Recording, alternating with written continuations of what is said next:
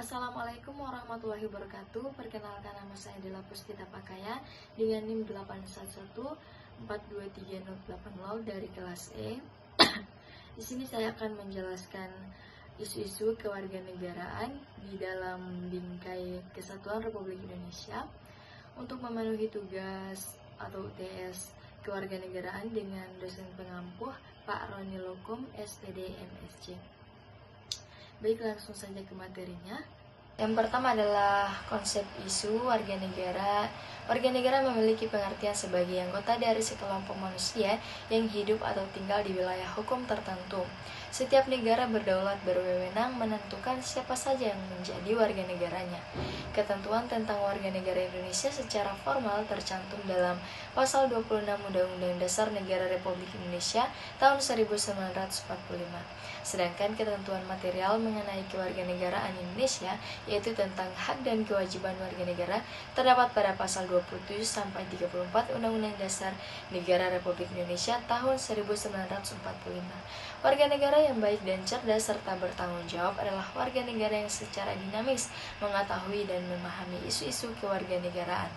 Isu kewarganegaraan dapat disimpulkan sebagai suatu masalah yang urgent atau penting terkait kehidupan warga negara dalam bermasyarakat, berbangsa, dan bernegara.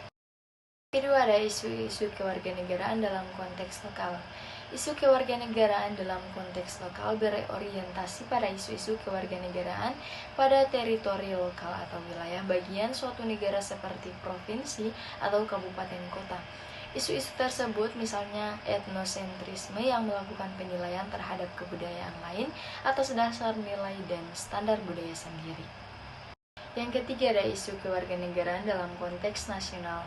Dalam konteks nasional, isu kewarganegaraan cakupannya berkaitan dengan seluruh teritorial bangsa Indonesia yang kompleks, meliputi bidang ideologi, politik, hukum, ekonomi, sosial, budaya, pertahanan, keamanan, dan agama dalam bingkai negara Kesatuan Republik Indonesia.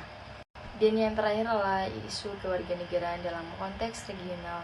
Dalam konteks region, isu kewarganegaraan berfokus pada region ASEAN berupa bidang ideologi, politik, hukum, ekonomi, sosial, budaya, pertahanan, keamanan, dan agama yang juga merupakan bagian dari isu global.